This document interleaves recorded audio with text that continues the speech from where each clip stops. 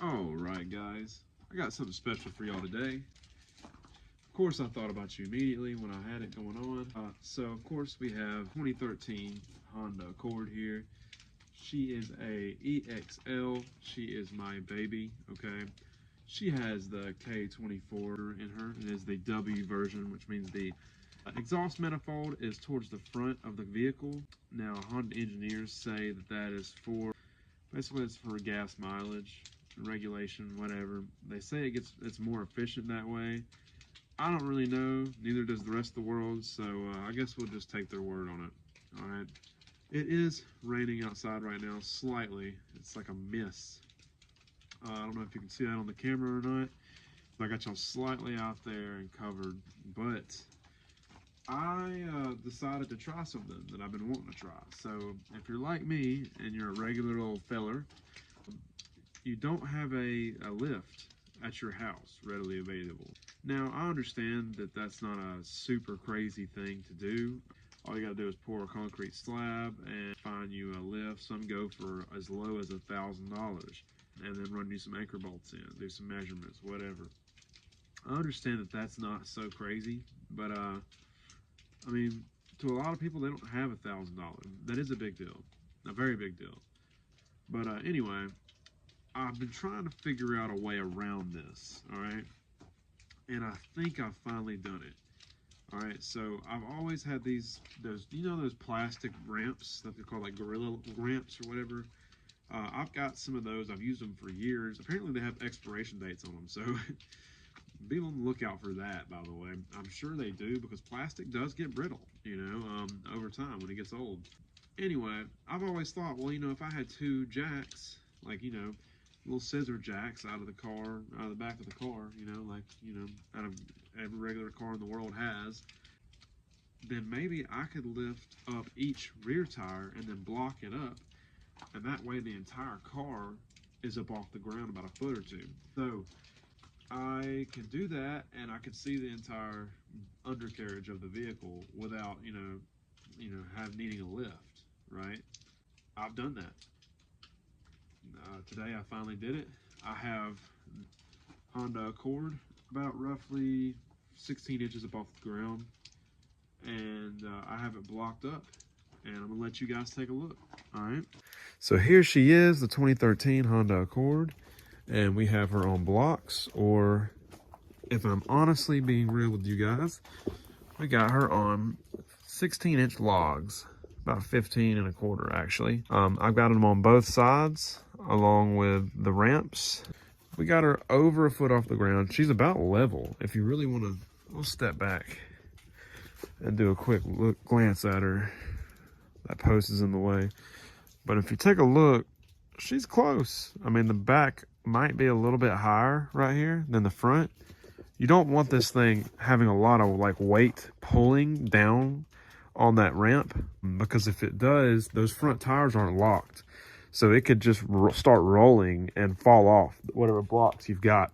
So you want the back end to be a little bit higher than the front, if possible. Now, I still put wheel stoppers there, which is a brick. And, maybe it'll work out. I've pushed it and shoved it and messed around with it, and I could not get it to budge. So I genuinely do think that this is safe. See, I'm no movement, all right? And I've got the same type of log, same diameter and everything on the other side as well.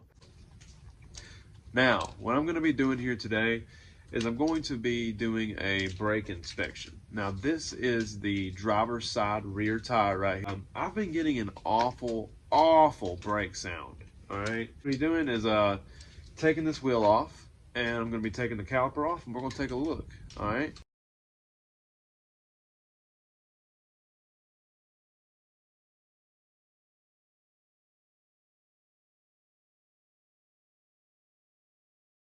All right, guys.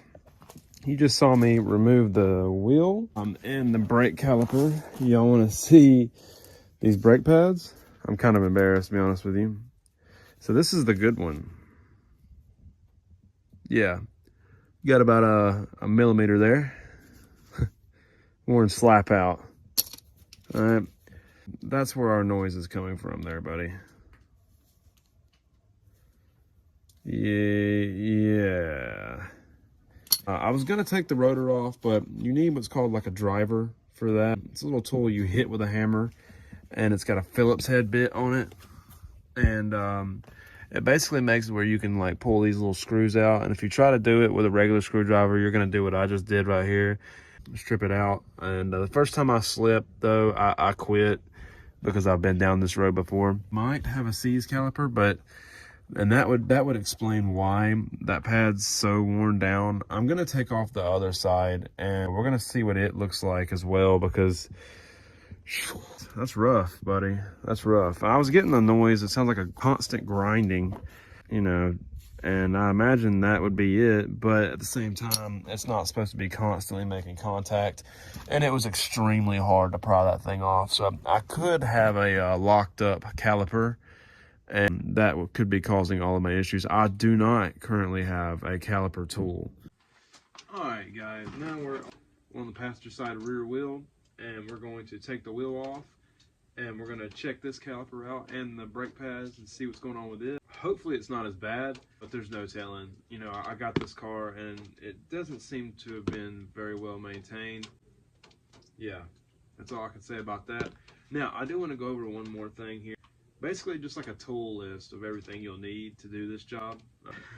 Right here, you may not need all of these things, but it's good to have them. You've got a 19mm socket here to get the lug nuts off. If you can't get them off with a 19mm in impact, just use a tire iron. And if it's hard, if you got to kick it or anything like that, I would just get a pole and put it on there and use it as a breaker bar. That's kind of usually what I do. But yeah, we got a 19mm here on my little D-wall. This is a 1/4 inch drive. This is a baby. And it usually zips them right off. But seeds, lug nuts, nah, no chance. Next, we've got a 17mm gear wrench. All right, you want to use a gear wrench, so you don't, end up using a regular wrench and stripping it out. And this is what you're going to use to get the caliper bolts out, okay? Now, if you're not careful, you will strip the mess out of these bolts, all right? You got to be careful and use the box end, okay? Don't use the open end. And what you're going to do is you're just going to tap it with a hammer, or if you've got room, you can put a pole on it, on the end of this, if it's big enough and short enough to fit in the wheel well. You can get leverage that way as well. You're going to want to have some kind of pry bar. I use this old-time flathead screwdriver that happens to be massive. It's got a little rust on it. I've got a claw hammer. It's really not the right kind of hammer to have for this. The best hammer you can get is just the short 4-pound beater. Usually it's a lot shorter than this. This is just a regular claw hammer because I'm ghetto, but that's just me. I was swinging my ball peen hammer so hard that I broke it the other day, so yeah. And then lastly, I've got a 17mm socket. I would recommend a 6-point. Don't get a 12-point socket. 12-point is how you end up like slipping and stripping things. You just want to get a 6-point. 6-point, you've got more point of contact, and you're not going to strip it as bad. All right. I use this after I break the caliper bolts free. If it's just too short of a distance for my gear wrench and it's taking forever, but I can't get it in my hands, put the socket and the ratchet on it. That way you can get it out a little bit quicker. That's the only reason I've got this for. And it works great for that, if you can get it up in there. But anyway, I guess we'll go ahead and get started and we'll check this out.